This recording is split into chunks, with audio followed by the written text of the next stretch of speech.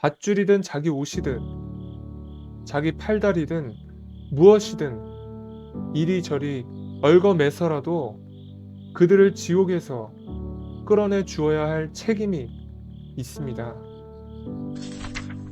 지금부터 참부모경을 훈독하도록 하겠습니다. 10일 환고양을 해서는 무엇을 해야 되느냐? 통일교회 교인들은 예수님의 해원성사를 해야 됩니다. 역사시대의 모든 것을 해원성사해야 됩니다. 예수님의 해원성사를 해야 되고 아버님의 해원성사를 해야 됩니다. 아버님은 자기 일족을 품고 사랑하지 못했습니다. 33년 동안 부모와 친족, 처자식을 버리고 외국 사람을 사랑하려고 했지 자기 부모와 자기 일족 처자식을 거느리고 사랑하는 시대를 못 가졌습니다. 여러분은 아버님을 따라 나온 자리에서 축복을 받았습니다. 그렇기 때문에 아버님 젊은 시대에 종족적 판도를 이어받을 수 있는 입장에 섰다는 것을 알아야 합니다. 내가 여러분보다 한치 앞서서 국가적 기준에 섰다면 여러분은 종족적 기준에 서는 것입니다. 내가 국가적 기준에서 대한민국을 찾아온 입장이니 여러분은 종족적 자리에 선 것과 마찬가지입니다. 12. 1991년 9월 초하룻날 전 통일교회 축복가정들 앞에 환고양을 명령했습니다. 축복가정들은 부모님이 사랑하는 사람들입니다. 불쌍한 사람들이라는 것을 내가 압니다. 이들을 도와주지 못하고 보따리 싸게 해서 피난민으로 내쫓는 것입니다. 환고양 하라고 한 것입니다. 환고양 하지 않고는 어머니를 해방할 수 없고 누나를 해방할 수 없고 누이 동생을 해방할 수 없습니다. 그들을 위해서 환고양 해야 됩니다.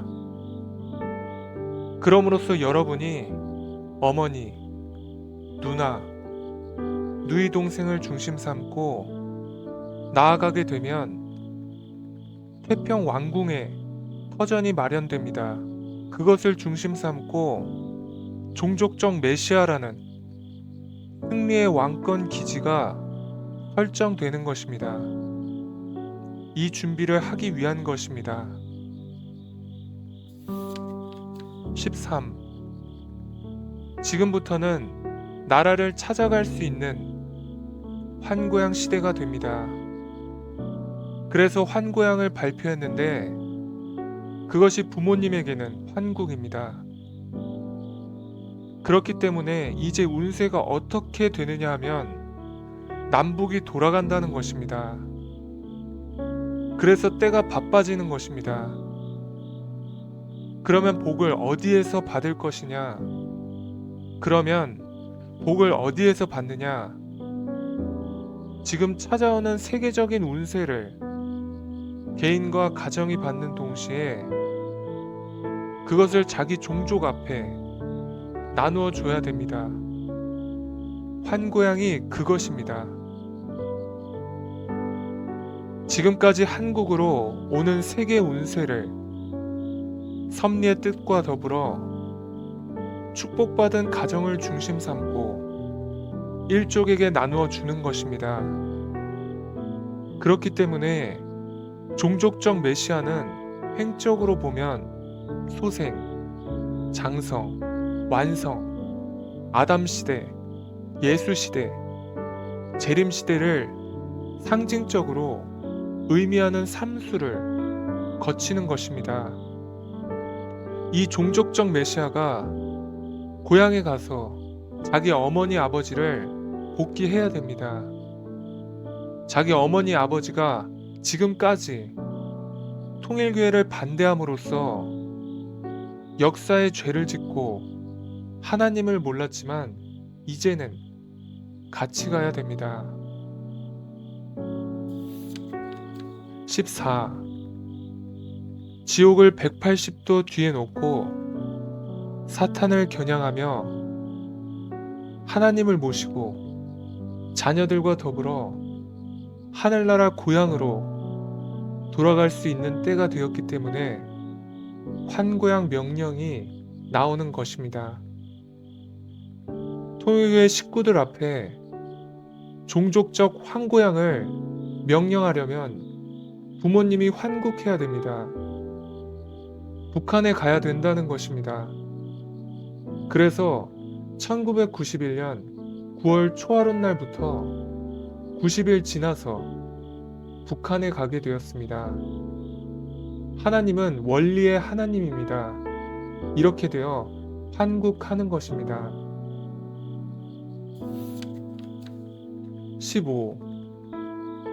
아버님에게 제일 억울한 것은 부모 형제에게 이 원리를 가르쳐 주어 눈물 흘리게 하지 못한 것입니다. 이것이 아버님의 한입니다.